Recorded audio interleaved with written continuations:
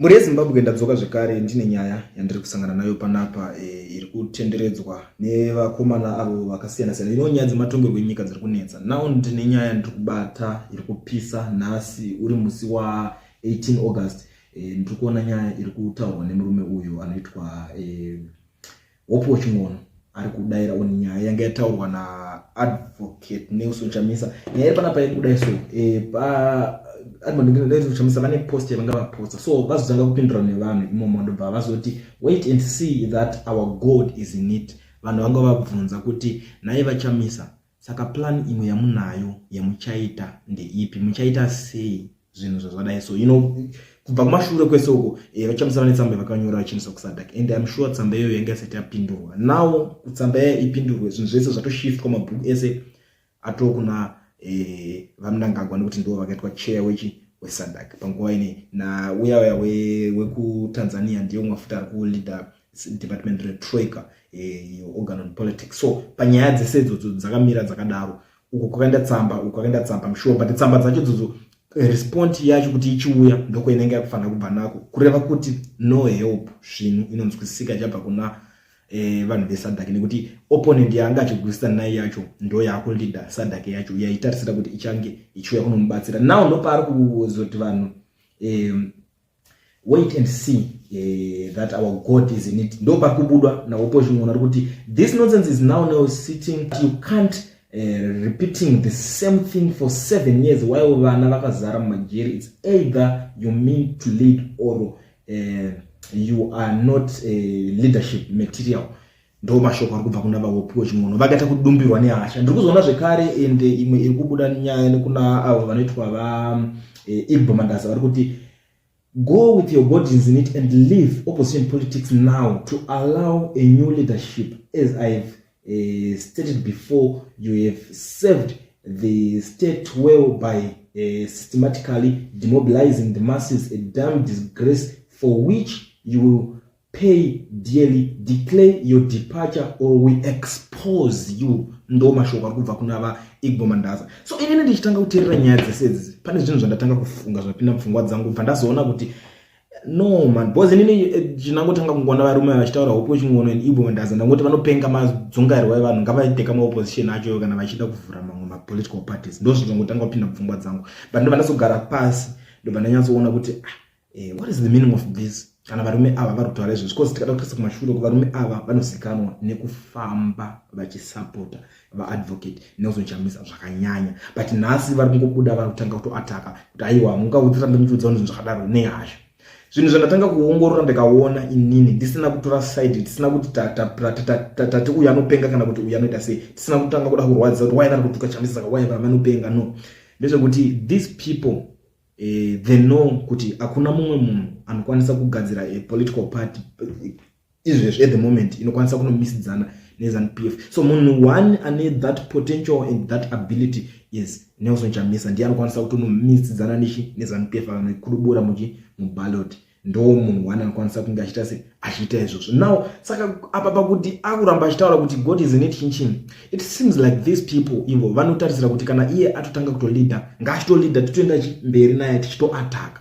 And politics dziri kuitwa naChamisa zvinezvi ndedzepeace dzekuti iye munhu kuti nyama dzake like ndakambozvitaura pana kuti munhu wekuti haachadi politics dzaitwa natsvangira dzekuti anomuda vakabhandejwa vakarohwa vambosungwa vaita sei vambopondwa. Munhu wekuti I'm sure anenge achityira nyama dzake, saka akuda politics dziri peaceful. Ndo maonero andakaita zvangu inini nyaya nekuziva kwandinoita zvinhu izvi. Saka these people hasha dziri dzekuti why iwewe usiri kuda kutibatsira, kuti ndiwe munhu watiri kutisa hope yese patiri, because maZimbabweans vese hope yese vakati right isusu let's attack tikuenda nomira naye muballot box, vaenda nomira naye muballot box, and zvakaitika zvakazoitika vakuchitarisa kuti iye achitry kufamba nawo masteps vachienda kumberi. Ndo nyaya inenge iripo, but panapa this strategy ambiguity inofambwa nayo naChamisa ndeyekuti inofanira kuvhiringidza munhu, vanoti anzi to confuse an enemy, but at the end of the day havasi kuziva kuti enemy wacho kana achiuya ari kuataka nepapi. Saka that strategy ambiguity iri kubva yaconfuse futi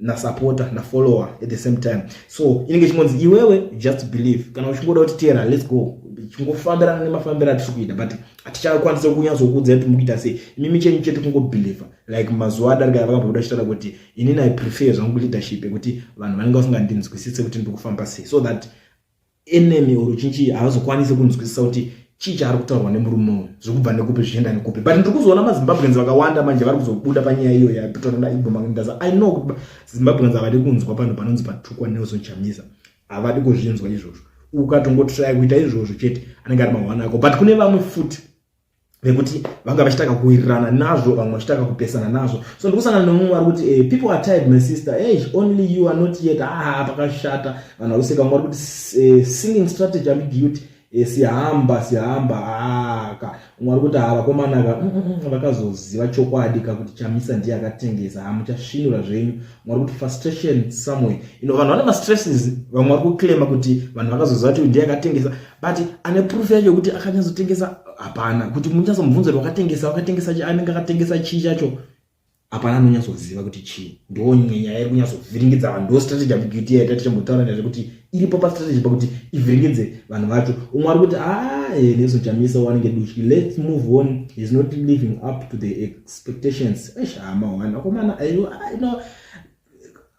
don't know kuti vanhu vakaisa kuti vatichi umwe ari kuti they said Chamisa is holding back Triple C. Then he left CCC in January, leaving behind their preferred people. Now, don't you kunetsa manje but Che supporting their preferred people. Nanga na Chamisa. I think Chamisa gave them the opportunity to try their third way or test the alternatives. Don't you nyaya iripo. Because vakati aiwa yo strategy yako ningo kunonokera zvinhu ngati ngobuda tinopedzerana nevanhu but boom dololo chii chamachanopedzerana nacho hapana akakwanisa kunobuda achitaura kuti apedzerana navo vanhu vacho ivava masona ndo zvingoripo ana Chabangu vacho variko rikutobira kuti aibai mimi muri kutaura kuti ngatitofambirana tichitosapota Mnangagwa aripo tichazogadzira mastructures pamberi tichazoona kuti toita sei ndo zvinhu zvacho zvakasara ndo maleaders aripo saka vanhu vari kutongoona kuti apa hapana it's mwonzora part 2 vakasara vacho mwonzora I know kuti mwonzora is better ndo zvinhu zviri kungoonekwa nevanhu kuti so munhu wega angari straight forward pazvinhu zvaaita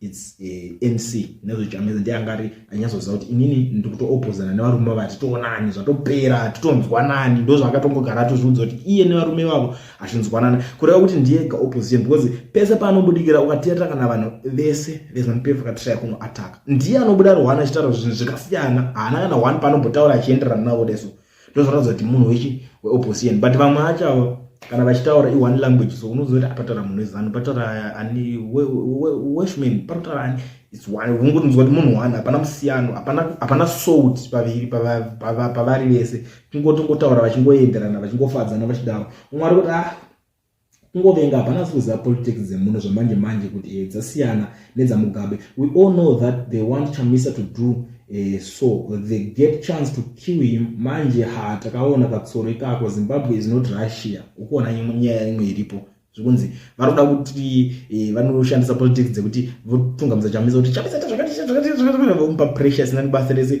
and then the next thing ngonzi wazopara mboswa wabada wadididi vatomutora vatoenda naye ndo imwe nyaya yekutaurwa panapo vamutora vaenda naye kuti wasungwa the rest zvinozongoitika ndo panozongonzi it will end in tears ndo nyaya zvimwe zviri kuavoidwa panapa kwenzi strategy yacho tikaita takaiwonera mumwe ari kubuda umwe kuti pana nero ipapo hatibve iye huku naibwo they want to in the beginning ngavavhure yavo political party okay umwe ari kuti Nelson took a sabbatical leave from active politics so they should just leave him alone and get on their lives. He will come back when he is ready. Ndo mashoko ari kutaurwa nemunzi ayo vaChamisa vakambotora leave vakambosiya zveactive politics dzekuti vabuda vachinetsana zvavaisingoita mazuva ese zveshe so ava ngavamboitawo mukana wakavhurika kana Chamisa akuda kudzoka achadzoka but problem iripo ndeyekuti ivo vari kunomuataka kumaplatforms ake achipindura vanhu vanenge vamubvunza akavapindura zvavapindura bva vatanga kumuataka wewe chipona as if munhu ari kurambidzwa kutaura ivo vese vane maplatforms ava vanotaura zvavanoda hamboye kwavariko kwachivakomentera kana kuvaita sei iye akataura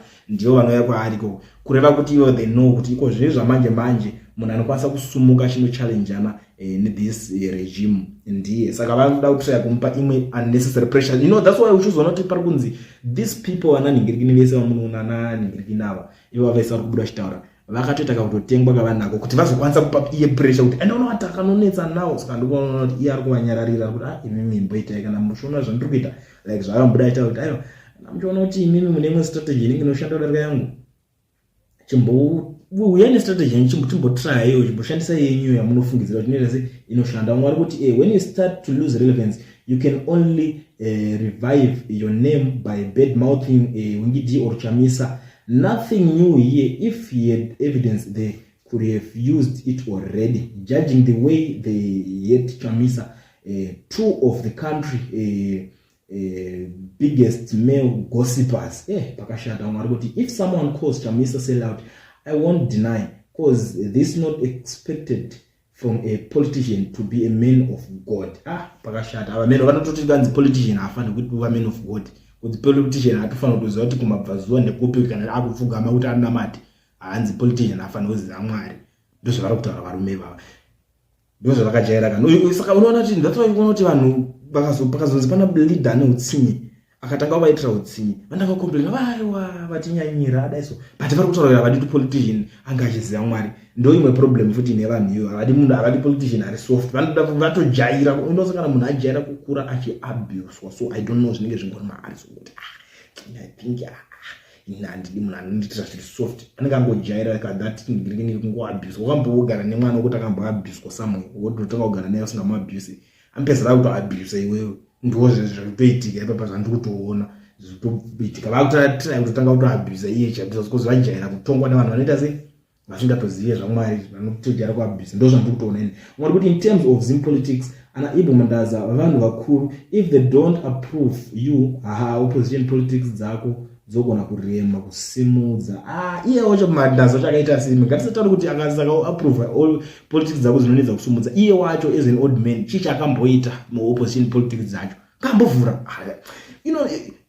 muZimbabwe mune opposition politics mune mangani. I still remember it was 2018 vakaregister vari hobo pakazobuda vakutosekwa futi naidi zvikanzi maona mapolitician ine munoregister mamwe futi mugwati kurakashei ndo zvavanenge vachida izvo. Ivana Ibo kana vari vachinzi vari vachizvitonga maelders fine ndo rakavhurika. Is very easy to register a political party. Mari yako chete ungosvika kutoregister ndatovhura ndozi nhengi nevanhu vangu vhura political party vanhu usina amene utongoita kuzotry kuita sei ndo nyaya iripo. Saka vanoda kutry kunoprova chamisa wrong kuti pamwe vachawana vanhu vanotyra vachitanga kufarira ivo manje but avhura point audza chamisa point. Saka I think iye anogona ngani plan ngatimuteere let them try. Ndo zviripo handingavabvunga ngavambotry kuti kuda kuswera kuda pamwe munhu. Mwari kuti zvemabhaibheri pino zvakuboha. I still remember ye Chamisa achitaura kuti ini handingakwanise kuti ndiudze munhu kakuti ndomuvhurira zvebhaibheri angazvinzwisisa sei asingazivi Mwari achanga ndotanga abatwa musoro kuti atanga kuzvinzwisisa. Ndo responde ndakamboona achipindura munhu. Nawo ndikuona vari kubuda kuti wangu Chamisa wakuboha pachokwadi politics is not for small boys. Okay, kana iye ari big boy, these people are very funny. Kana iye uyu ari big boy ari kuname this comment ngavhure apinde mabig boys ndo arikutodiwa. Zimbabwe chengodiwa kusununguka kwevanhu kana muri kuti vanhu anditakasungika kungosununguka ningi ndatoya dambo kusunungurai nditombotombopinda pamberi dakuko ndafunga kukufirai utofira vanhu simple and straightforward. No, I don't know kuti chikunetsa ipapo chii vanhu vangori fana. I don't know kuti akumana Mwari kuti but then what is the alternative? It's pointless just throwing tantrums at one person. Isn't there someone who can be endorsed as the citizens of Zimbabwe should be fighting for our freedom, not depending on one person? Exactly. It's not about one person. Because NC is someone who got try and animal ways I can get not took support. So to support. But kana makonota zvakuitire akuna munhu akabatirwa banga kuti aiwazi I went to support anything. Mutango zvako anenge auya neinoshanda idea boom zvatobudirira matosununguka. Zimbabwe nei tasa vanhu vanonzi vanenge vachinzi vavhota about 5 million something inyika kuti ine vanhu vanosvika 20 million. Saka about 15 million people havasi kuparticipate in the politics. Havasi 15 million. Saka kuda kuti panogona kutoita umwe munhu anotoita political party itori big usina tombotora iva varipo ugotoita political party itori bigger than zvese zviripo times 3 ukatota bigger than them. Saka I don't think kuti pane imwe need kuti muruswere muchida kunoatakana nemunhu one. I don't know maZimbabweans kuti munofunga sei mwari kuti but then what is the alternative?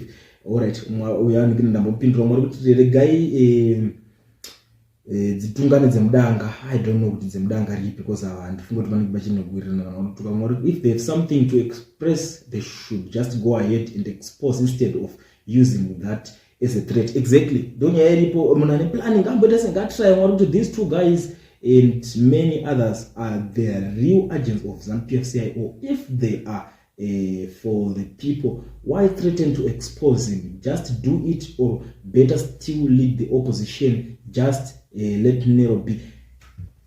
It's very funny. Kuti saka yoji si achibvoto ndasiya ndo otherwise to expose.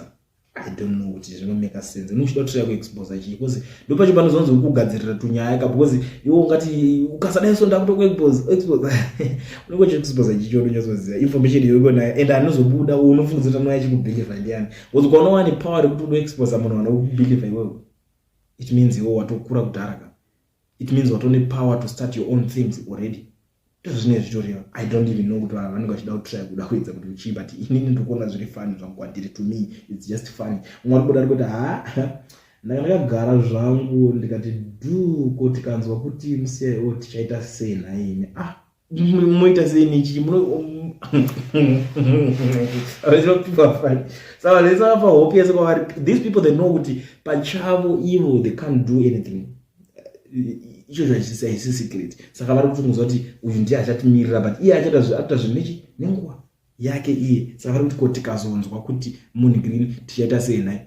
Muita sei nechi munhu makutotangidza muita imwe plan ko muchida kuita imwe plan yechimi kana muchinge manzo because iwo anditiona unotozwa kuti iwo plan yako haishandi uchaita sei kuri kuti hauna zvaunoita. Saka siyani nazvo. Why uri kutokomment about it? Siyani nazvo. Nyarara mwari kuti I wish was as opposition addresses had a private platform where we can air our views away from public scrutiny. There's a lot to talk about. Muna muchizvitira kupi zvinongobuda ayo zvinhu zvingani zvekuti mukatry kudo chero mukatoti taita private group redu unongona zvichibuda somewhere because pakati penyu pagroup racho ipapo ambozivi kuti ndiani anenge achitora chita sei achizozvibuditsa ende ndo zvazvingori zvakatongobvira kudhara zviri izvozvo makatoda kudaro makutocreata kuti vamwe vanhu vatopiwa mabasa ekutoitisa mari manje because vanokautonzi ini ndotengesa information nebudo ivavo vacho vanenge vari mudhuze naye ndo vanenge vatori problem because vanhu vaya vakangwarisa vana kudyarira vanhu kuisira takuisira nhingi ichishanda imeseko ndo zvinotoitika. Mwari kuti kurwadza namunangagwa kusvika vapedzera hasha dzavo kuna Chamisa as if havagoni kuita mapolitical parties avo. Ndo zvandiri kutaura zvacho kangavaiti. Mwari kuti tedwe nzira isina kuvhurika itai ida kuvhurwa nani naye vamwe mana mungati makanhingirira monetsana nemunhu motanga kuti these people are funny. Mwari kuti vanhu vacho vanosiya worship naShabangu kuti busy na Chamisa ndo funny ndo pavari funny. Mwari kuti hope is just didn't he support BT and his approach to lead the movement? Why don't they lead? BT achilida chiko BT akazvitry kudhara zvikatoramba, but dai aida kuti ari munhu ari serious anozoramba ita zvinhu anga asingafaniri kuita that mistake yekuita move back vachinoshanda vese naNC. Aifanira kuramba achirana yake kubva makore aya. Aifanira kungoti uyu pakanenge oramba akamira pane yake iyo achifocusa neyake yakatry kunofoma oramba achishanda neyo izvozvo angadai better person because vanhu vaizongoti saka tashaya futi ngatimboita timbosupporta oramba achinyatso opposa zviri serious, but they can't. Havana chimwe chavakwanisa kuita ndochokwadi. Hapatomborina zvekuzonzi vakazotaurwa nanhingi vangoroma nekuti masmall boys anenge achitira kuda kuti vaunzi vaye vari contribute or something vatotira mazita avazonyorwa unzi ningi angagambairwa kana uri gamba ingorwa kane ZANU-PF nayako mani ungadonzi uri gamba uchirwa nemumwe munhu ari kutraya kunorwisa wavo futi zvimeke sense munobudirira rini. Ndo problem yandinoona inoitika vanhu. Mwari kuti once what he pronounced dead is Dodo to face the what is scared of imahomane anoenda kupi imahomane chichadoningirina akataura kudhara kuti zvadhakwa saka achiri kumunetsere. Mwari people are now waking up and seeing that Nero has nothing to offer. Kana mune something to offer, just bring it to the table. Moto offer ndatoya ndatovhura yangu party sechita zvakati enditi ndozvamuri kuda muri leader muchidaro. Kana muri kuti imimi yenyu leader kuti muzopinda muchinorwisa mastreet, momboenda momborowa mboma dzenyu 4 mombozvimba mobhandejwa and then motanga kuleader, you take it from there. Kana zvizvo nzira dzenyu dzamunoda, it's fine, because uyu chiripo ndinangoona uyu this guy haadi kuti vanhu vake vange vachishungurudzwa, haadi kuona vanhu vachinzi ningazonzwai ndo chete zvandakangoona zvaanokuda. Iwe funga chinomunetsa izvo kungoti musokati akutoda iso musokati izvo mangwana the next thing zviri easy kwaari kuti akwanise kuzviita. Angangosumuka kuti takutodaro, but anoona kuti vanhu ndevangu at the end of the day. Inini handidi kuti vanhu vangozotanga kuchema neni mangwana vakuti iwewe ndiwe wakazotidai, iwe ndiwe wakazotisiya. Havadi kuzonzi iye ndiye akazovaregerera chikwadzwa. Ndo nyaya chete ndakangoona inoitika paari. Mwari kuti it looks as if zvochamisa zvakubhowa iwo itawo something. Ndikuzviona mwari kuti iwe ndo chingohukura try something. Mwari kunobudisa energy isa mukupedza anzi try vhura enyu dai zvakutofamba. Ndo zvimwe zviri kuitika. Mwari kuti chamisa is useless. Akangokwanisa neface yake gospel chete angadai apinda kuna namakandi wana namagaya uko hapana vamwe isu. Vanhu muri funny guys, people are funny. Ndiani or iyo tine maopposition grimangani ko vati potential mboenda umbonzi wajiko nemapesenti akati umbonzi waita chakati. Go and try, it's very easy kuti uende kana utotanga utongorita kuti mara anadhagi wakazvitry unodhagi kusvika pakuti haini ndakuto withdraw ku presidential race achade kupinda ipapo. Aitozviziva kuti inini haini ndingodya mari but kutoita marali uko ndakutotambisa mari futi nditotora yasara yacho yepolitical funding chichiyo ndigarire ndijike, simple and straightforward, zvotopera. Noswera muchida kuswera muchinyeberwa nevanhu ivava umana. And the problem is we may say let them own parties but masses still follow nezo chamisa. Ndo nyaya yatoripo that's why vatotozviziva iyo kuti vanhu vese for now vari kubhiliva inji saka vari kutraya kuda kushifta love ine vanhu towards him kuti vanhu musade uyu manu uyu akazodaiso uyu akashata. Ndozvavada kutraya kuita, vada kutraya kuda kunogadzira yavo opposition but not kuti vachidinhingina, vada kuti yavo vachiti imimi musasa kuti uyu akashata. Hazvina kushata. Mvura yenyu muZimbabwe muna vanhu vakawandisa. Tikutaura zvekuti muZimbabwe yakutosvika 20 million vanhu vari muZimbabwe. Maopposition vese ukatarisa vanhu vanozonzi vavhota it's about 5 million chete ndo vanonzi vavhotera election race vanenge vaparticipate. Saka zvinhu zviri simple kapana kuti zvokungoti pane vamwe vasiri kutomboparticipate. Mvura yako political party yekuti inoita inotanga kufocusa nevavo yotraya kuvahwina wotopedza ukangokwanisa izvozvo chete mangwana ndena chakuningira pane kuda kutraya kuti urovhura ningirine kuti ndoda kudonhedza uyo ari kumboita ndopamukufoira kadhirira kuti unongati kungoti ndiana anobvuma kutorwa mwoyo nezvinhu zvisina nebasa rese. Mwari kuti I'm looking for someone anokwanisa kutanga imwe timbovhura imwe. Okay, Mwari kuti Chamisa is not make sure. I suspect he is on ZANU-PF payroll to mislead citizens. Kana mchiti is not make sure. Chisa imimi vari make sure. Ando zviripo. These people are very funny. Guys, ndambotry kufamba nemi tichimboonesa zvinhu zviriitika. Ndakongoda kuone panapa tichimboonesa guys zvinhu zvekutaurwa nevanhu vari kufungidza kuti vanoziva something.